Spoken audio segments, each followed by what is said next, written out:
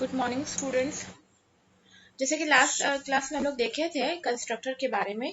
तो basically constructor क्या होता है, कितने तरह का होता है, तो उसमें जो है कंस्ट्रक्टर हम लोग टू टाइप्स के कंस्ट्रक्टर हम बताए थे। एक टाइप ऑफ कंस्ट्रक्टर जो रह गया था, तो आज हम देखेंगे, पढ़ेंगे कॉपी कंस्ट्रक्टर। ठीक है, कॉपी कंस्ट्रक्टर क्या होता है। The copy constructor is a constructor which creates an object by initializing it with an object of the same class which has been created previously.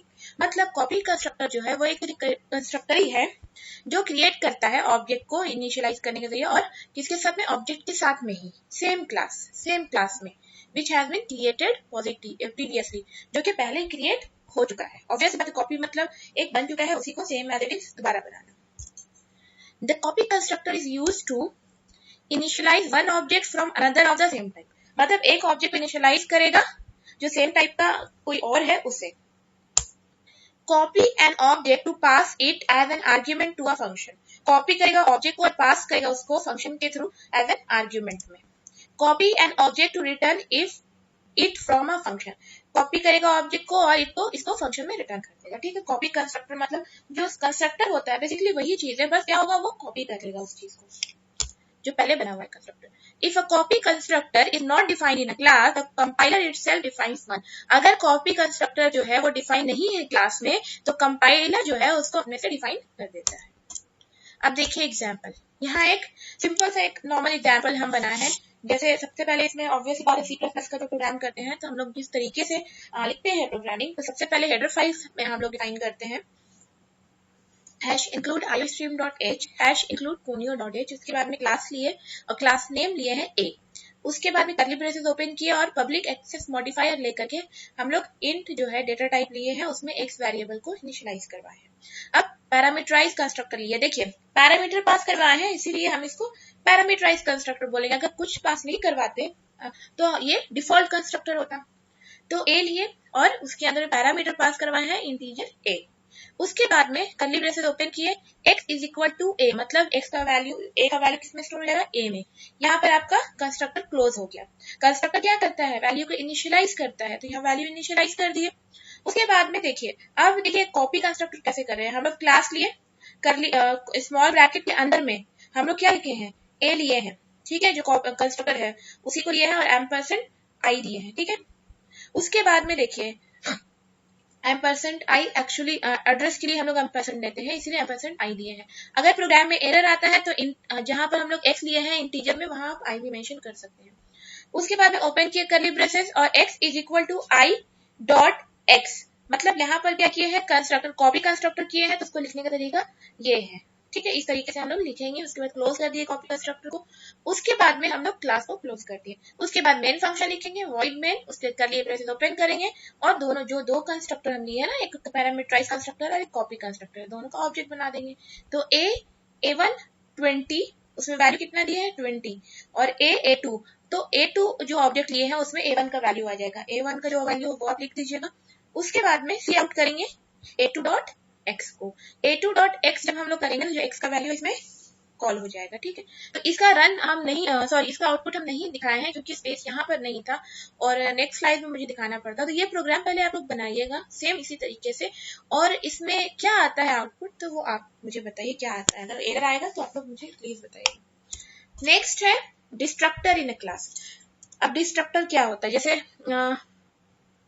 Class में कंस्ट्रक्टर था वैसे destructor है। Difference है दोनों में, और कंस्ट्रक्टर एंड डिस्ट्रक्टर दोनों काफी इंपॉर्टेंट टॉपिक है और एग्जाम्स में समटाइम्स आता भी है इससे related questions. Destructor is also a member function of a class that has the same name as the class name preceded by a tilde sign operator. Destructor क्या है, ये भी एक मेंबर फंक्शन है क्लास का, जो कि क्लास के नाम के जैसा ही होता है। जो क्लास का नाम होगा वही नाम होगा, लेकिन इसके प्रीसीडेड मतलब इसके आगे में टिल्ड ऑपरेटर लगा होता है। समझ, अगर सिंपल वे में अगर मैं बताऊं तो कंस्ट्रक्टर में डिस्ट्रक्टर में डिफरेंस नहीं है। डिफरेंस यही है कि दोनों एक दूसरे के ऑपोजिट है। अब ये ऑपोजिट डिफरेंस क्या है, ये इस वीडियो के हम लास्ट में बताए हैं, इसीलिए यहाँ पर हम ज्यादा एक्सप्लेन करेंगे नहीं, आगे बता देंगे आपको। नेक्स्ट पॉइंट है, it helps to deallocate the memory of an object. ये जो क्या करता है, डी एलोकेट करता है ठीक है। ऑब्जेक्ट जो रहता है मेमोरी में, कंस्ट्रक्टर क्या करता है, एलोकेट करता है, ये डीएलोकेट करने में हेल्प करता है। नेक्स्ट है, it is called while object of the class is freed or deleted. ये कब कॉल किया जाएगा, जब ऑब्जेक्ट क्लास में जो ऑब्जेक्ट है उसको फ्रीड या डिलीट किया जाएगा, तब इसको कॉल करते हैं।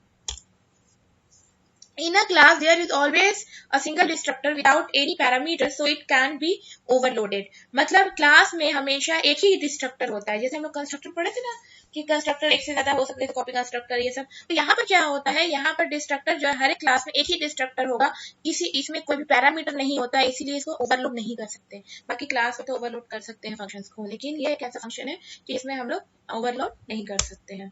नेक्स्ट है, it is always called in the reverse order of the constructor. इसको हमेशा हम रिवर्स ऑर्डर ही कहते हैं कंस्ट्रक्टर के, क्योंकि कंस्ट्रक्टर बनाने का काम करता है या डिलीट करने का काम करता है। सिंटैक्स इसका सिंपल है, क्लास नेम होगा, ठीक है, और क्योंकि फंक्शन है इसीलिए ब्रैकेट है, तो ये क्लास नेम होगा, उसके बाद में पहले में देखिए टिल्ड साइन लगा होगा। बस डिस्ट्रक्टर को पहचानने का यही तरीका है कि टिल्ड साइन लगा होगा, और कंस्ट्रक्टर को पहचानने का यही तरीका है कि वो सेम एज ए क्लास होगा, लेकिन क्लास का नाम जो क्लास का नाम है वही नेम होगा कंस्ट्रक्टर का सेम, और डिस्ट्रक्टर का भी सेम नेम होता है, बस टिल्ड लगा होता है, और कर्ली ब्रेसेस ओपन होता है, कर्ली ब्रेसेस क्लोज होता है।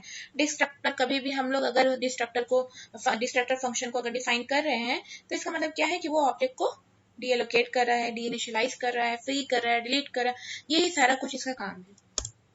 अब देखिए एग्जाम्पल में सबसे पहले hash include iostream.h, hash include conio.h, इसके बाद हम क्लास लिए हैं z नाम का, कर्ली ब्रेसेस ओपन किए, पब्लिक लिया एक्सेस मॉडिफायर, उसके बाद में कंस्ट्रक्टर लिए हैं, उसके बाद में ओपन करेगा कर्ली ब्रेसेस, यहाँ पर प्रिंट करवा दिए कंस्ट्रक्टर कॉल्ड, उसके बाद एंड लाइन कर दिए, फिर यहाँ पर कंस्ट्रक्टर क्लोज हो गया। अब देखिए यहाँ पर हम डिस्ट्रक्टर को डिफाइन किया, डिस्ट्रक्टर को कैसे डिफाइन किया, टिल्ड लिखे हैं और z लिखे हैं और स्मॉल ब्रैकेट, मतलब क्या है, ये डिस्ट्रक्टर है। हम कमेंट लाइन में भी लिख दिए हैं इसलिए कि आप इसको समझ लीजिएगा। उसके बाद में ओपन किया कर्ली ब्रेसेस, यहाँ पर प्रिंट क्या करा दिया, डिस्ट्रक्टर कॉल्ड, यहाँ भी हो गया, फिर एंड लाइन कर दिया, यहाँ पर डिस्ट्रक्टर का फंक्शन क्लोज हो गया, उसके बाद में क्लास को क्लोज कर दिया, उसके बाद में मेन फंक्शन लिखते हैं वॉइड मेन, और उसके बाद में जैसे हम लोग कॉल करवाते हैं उसी तरीके से हम लोग क्लास नाम लिखे और ऑब्जेक्ट ले लिए। क्योंकि कंस्ट्रक्टर है, कंस्ट्रक्टर क्या होता है, कंस्ट्रक्टर जो है ऑटोमेटिकली कॉल हो जाता है जैसे ऑब्जेक्ट क्रिएट होता है क्लास का, डेफिनेशन में आप भी पढ़े होंगे, तो इसीलिए यहाँ पर हमको फंक्शन कॉल करने की जरूरत नहीं है, क्योंकि कंस्ट्रक्टर डिस्ट्रक्टर स्पेशल फंक्शंस है, तो इसको कॉल करने की जरूरत नहीं। जैसे ऑब्जेक्ट क्रिएट होगा कंस्ट्रक्टर ऑलरेडी कॉल हो जाएगा। गेट सेट कर दी, कर्ली ब्रेसेस क्लोज हो गया। इसमें भी हम आउटपुट नहीं दिए हैं, इसीलिए कि आप इसको भी बनाइएगा और जो भी आउटपुट आएगा वो मेरे को बताइएगा आप लोग। नेक्स्ट है difference between constructor and destructor. ये चीज ध्यान दीजिएगा कि एग्जाम में जनरली आता है कंस्ट्रक्टर क्या है या डिस्ट्रक्टर क्या है, तो आप अगर difference between constructor and destructor पढ़ लेते हैं और कंस्ट्रक्टर आता है तो इसमें जितना कंस्ट्रक्टर में पॉइंट है उसको भी लिख देते हैं, या डिस्ट्रक्टर आता है तो डिस्ट्रक्टर में जितना पॉइंट है उसको भी लिख सकते हैं, तो भी वो आंसर सही होगा, ठीक है। तो यहाँ देखिए कंस्ट्रक्टर डिस्ट्रक्टर में पहला है constructor helps to initialize the object of a class. Constructor क्या करता है, ऑब्जेक्ट को इनिशियलाइज करने में हेल्प करता है, और whereas destructor is use to destroy the instances, और वेयर एज डिस्ट्रक्टर क्या करता है, डिस्ट्रॉय करने के लिए यूज किया जाता है। कंस्ट्रक्टर में है it is declared as class name argument if any or constructor body.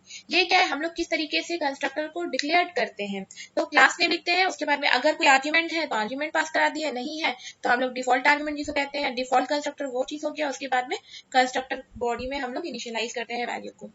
Where as it is declared as, और डिस्ट्रक्टर को लिखने का तरीका ये है, डिक्लेयर करने का तरीका ये है, सेम रहता है, क्योंकि डिस्ट्रक्टर में आर्ग्यूमेंट्स यूज नहीं होता है इसलिए लिख दिए हैं हम नो आर्ग्यूमेंट, ब्रैकेट रहता है ओनली स्मॉल ब्रैकेट, और कर्ली ब्रेसेस के बीच में अगर आप कुछ भी नहीं दोगे तो भी डिस्ट्रक्टर का काम ही वही है, डिस्ट्रक्ट करना मतलब डिलीट करना, डीइनिशियलाइज करना, डीएलोकेट करना। लिखने का तरीका वही है, क्लास के जैसा सेम नेम होगा, बस आगे टिल्ड साइन ऑपरेटर हम लोग यूज करते हैं। थर्ड पॉइंट है constructor can either accept the argument or not. Constructor क्या है, एक्सेप्ट कर भी सकता है आर्ग्यूमेंट को और नहीं भी, क्योंकि अगर हम आर्ग्यूमेंट नहीं लेते हैं तो that is default constructor, argument लेते हैं दैट इज पैरामीटराइज्ड कंस्ट्रक्टर, लेकिन डिस्ट्रक्टर जो है डिस्ट्रक्टर का कोई भी आर्ग्यूमेंट नहीं होता है। फोर्थ पॉइंट है, a constructor is called when the instance और object of the class is created. जैसे कि हम बताए अभी प्रोग्राम में भी, जैसे ही आप लोग ऑब्जेक्ट क्लास का हम लोग क्रिएट करते हैं, बनाते हैं, वैसे ही कंस्ट्रक्टर कॉल हो जाता है। इट इज डिस्ट्रक्टर में है it is called while object of the class is freed or deleted, मतलब ये कब कॉल होगा, जब क्लास जो है क्लास का ऑब्जेक्ट डिलीट होगा या फ्री होगा, ठीक है। इसीलिए हम बोले आप लोगों को कि जो हम प्रोग्राम अभी बनाए हैं वो प्रोग्राम आप बताइए, बनाइए और आउटपुट क्या आता है वो बताइएगा, ओके। उसके बाद में कंस्ट्रक्टर में 5th पॉइंट है, constructor is use to allocate the memory to an instance और ऑब्जेक्ट। कंस्ट्रक्टर जो है मेमोरी में एलोकेशन के लिए यूज किया जाता है, वाइल डिस्ट्रक्टर में क्या है, while it is use to deallocate the memory of an object of a class. और डिस्ट्रक्टर क्या करता है, ठीक कंस्ट्रक्टर का ऑपोजिट काम करता है, मतलब डी एलोकेट करता है मेमोरी से यूज करने के लिए। कंस्ट्रक्टर में 6 पॉइंट है, constructor can be overloaded. Constructor overload हो सकता है, क्योंकि हम लोग आर्ग्यूमेंट पास करा रहे हैं तो इसको हम लोग ओवरलोड हो सकता है। ओवरलोड मतलब एक जैसा, एक से ज्यादा। डिस्ट्रक्टर ओवरलोड नहीं हो सकता। 7th पॉइंट है कंस्ट्रक्टर में, the constructor's name is same as the class name. Constructor का नाम बिल्कुल क्लास के नाम के जैसा होता है। और डिस्ट्रक्टर में here its name is also same as the class name preceded by tilde operator। यहाँ भी डिस्ट्रक्टर में भी डिस्ट्रक्टर का नाम क्लास के नाम के जैसा होता है, लेकिन उसके पहले टिल्ड का और टिल्ड ऑपरेटर हम लोग लगाते हैं। कंस्ट्रक्टर में 8 पॉइंट है, in a class there can be multiple constructor. Class में एक से ज्यादा कंस्ट्रक्टर हम लोग यूज कर सकते हैं। और डिस्ट्रक्टर में while in a class there is always a single destructor. और डिस्ट्रक्टर क्या है, क्लास में हम लोग सिर्फ एक ही डिस्ट्रक्टर यूज करते हैं।